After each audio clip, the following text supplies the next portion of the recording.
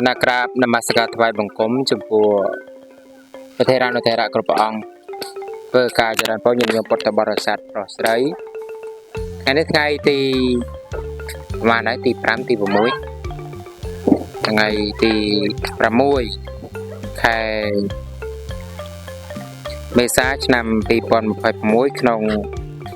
ឱកាសវេលាយប់នេះគឺក្រុមការងារប្រសង់កំពុងរៀបចំចងទងជាតិនិងទងសាសនាបន្តទៀត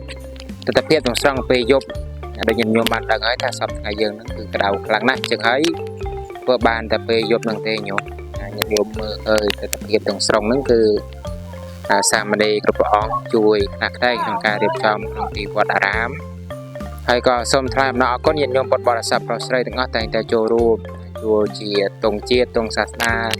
ទងរយទងកែងហើយនឹងភ្លើងជារឿយមិនដែលដាច់ទេនៅសកម្មថាញាតិញោមពុទ្ធបរិស័ទប្រុសស្រីនឹងបន្តចូលរួមឲ្យបានច្រើនកកដើម្បីយកមករៀបចំក្នុងទីវត្តអារាមឲ្យបានស្រស់ស្អាតជាបន្តគឺថ្ងៃនេះគឺ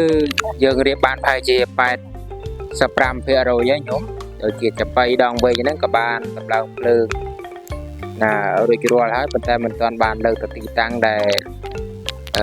ត្រូវដាក់អញ្ចឹងញាតិញោមអាចអញ្ជើញមកថតរូបលេងកំសាន្តបានដល់ពេលរាត្រី